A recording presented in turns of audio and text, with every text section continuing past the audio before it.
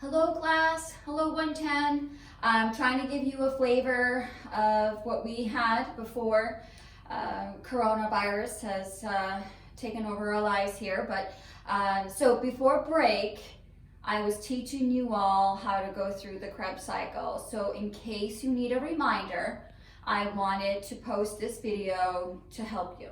So here we go. So we're in the cell. This is energy metabolism. So what is the first step to energy metabolism? The first step is glycolysis. I'm going to spell that out. Glycolysis. The first step to glycolysis is to break down glucose into pyruvate. So let's talk about those details there. So glucose is always a 6-carbon fragment. So I have 1, 2, 3, 4, 5, 6. This is the first step. We are going to break this bond between these 2 carbons, okay? And we are going to split it up into 2 3-carbon fragments. These 3-carbon fragments are called pyruvate. That's spelled P-Y-R-U-V-A-T-E. So 1 unit of glucose yields 2 units of pyruvate. It's important to note the direction of the arrow, right? So this step is reversible. So I could put an arrow going the other way as well. Why it's reversible? We have not lost any carbons in this step. We could put this back together and create glucose again. So at this point, we are reversible. I like to put a line here to indicate that this is all happening in what I call step 1. Details with this step. Where are we in the cell? Glycolysis occurs in the cytoplasm. So I'm going to spell cytoplasm. This step does not require oxygen. So because it doesn't require oxygen, it is anaerobic. An meaning without, aerobic is oxygen. So anaerobic. Okay. Other details in this step. In times when there are not enough carbs coming in our diet, then we can utilize or use the other 2 macronutrients, pieces of them or parts of them, in order to feed this first step or in order to make glucose. So when we talk about fat, the only part of fat that can be used to make glucose is the glycerol backbone. The glycerol backbone is a 3-carbon fragment. So your glycerol backbone would be allowed to be in this step. Okay, 3-carbon fragment would enter right here, pyruvate. We could make glucose if we wanted to, or it could be fed here and we can make energy, go further down the energy metabolism cycle. If we're talking about protein, only certain amino acids would be allowed to be in this area. So the amino acids that can be allowed in here would be a 3 or 6 carbon fragment amino acid. So that's an important restriction to keep in mind. So in order to go through glycolysis, it has to be a 3 or 6 carbon fragment. All right, let's go through the second step. We're gonna move, okay? So in the first step, we're in the cytoplasm, we are moving. We are going to a different location. So we are moving into the mitochondria.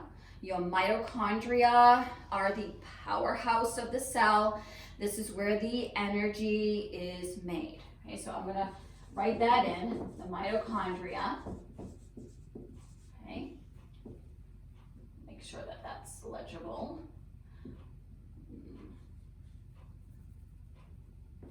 Sorry guys, okay. Next step. We are going to lose a carbon on each of the pyruvate units. Okay, so carbon is going to get dropped. We're going to lose it as carbon dioxide. So I'll put CO2 over here. So we are going to end up with only 2 carbons from each of these each pyruvate is now turning into a 2-carbon fragment.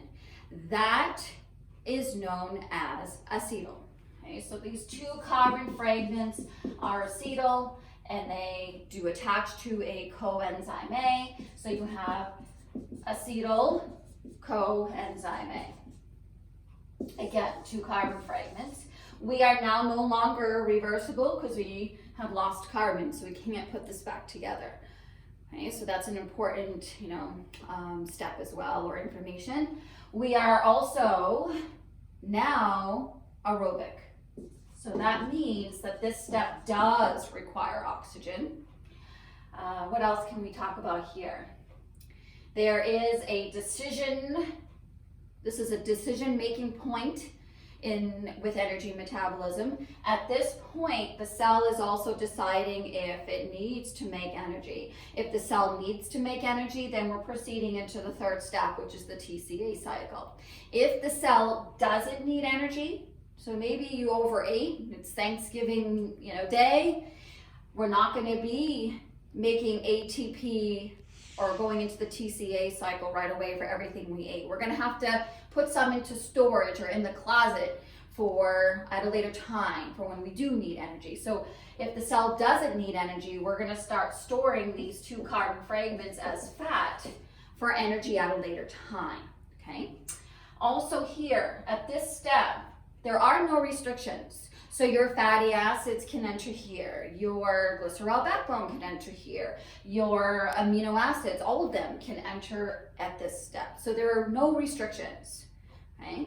So once we're at this step, acetyl coenzyme A, and if the cell does require energy, then we are going to proceed into the 3rd step, okay? The 3rd step is we are entering the TCA cycle, also known as the Krebs cycle, after the physician who found it. The TCA cycle is where the cell is making a lot of energy, and we have to make it or convert it into the form of ATP. So when we eat food, we talk about calories, right? That's the unit of energy we talk about. So we learned in this class, we do digestion, absorption, and now we're delivering these carbon fragments from each of these macronutrients to the cell. At the cell level, it's kind of like we talked about in class, like when we take an international trip, we have to convert our money so that we can use it, right, in a different place. So in terms of the cell doesn't know calories. That unit of energy is getting converted into ATP. So your cells run on ATP. ATP stands for adenosine triphosphate.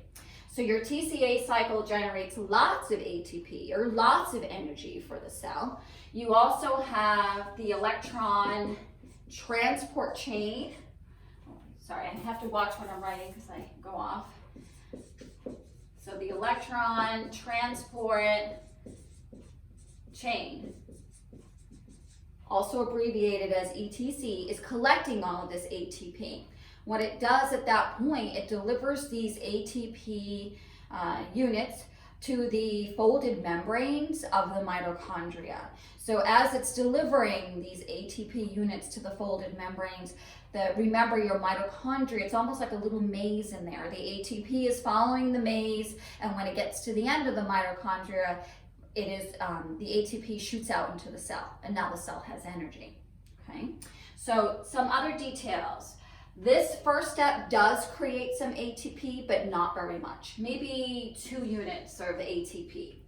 Your TCA cycle, just to give you a reference point, a visual, when we talk about 1 gram of carbs at the cell level, it's going to turn into 32 to 34 units of ATP. 1 gram of protein, same thing. We talk about fat, a gram of fat can yield about 132 to 136 units of ATP. Just so you understand that most of our energy production is happening in the TCA cycle. A fun fact, perhaps, your red blood cells lack mitochondria. So your red blood cells can only make energy through this step of glycolysis. Okay? Let me think of some other tidbits here. We did talk about a couple of detours. Okay, so this is like normal, everyday kind of thing. We talked about a detour, the Cori cycle. This is going to kick in when there is intense exercise. What happens is we are in this first step. So let's say you go for a run and you're pushing yourself. So you usually run 2 to 3 miles and you're gonna push it to 4 miles. You haven't built up that endurance yet. You may run out of oxygen. If you run out of oxygen, and we all know this feeling because we're starting to get short of breath and it's an indicator we don't have as much O2. If we run out of oxygen at the cell level with this activity, then we can't proceed into the mitochondria, but we have a backup system. So what happens is pyruvate then is going to get converted into lactic acid. Lactic acid is going to be sent to the liver, and your liver is going to convert that lactic acid back into glucose. And at that point, that glucose can be used for energy for that activity. So that's one detour. Another detour, or not really a detour, but an added information here. We talk about if cell doesn't need energy, that we're going to convert these 2 carbon fragments, acetyl, into fat for energy at a later time.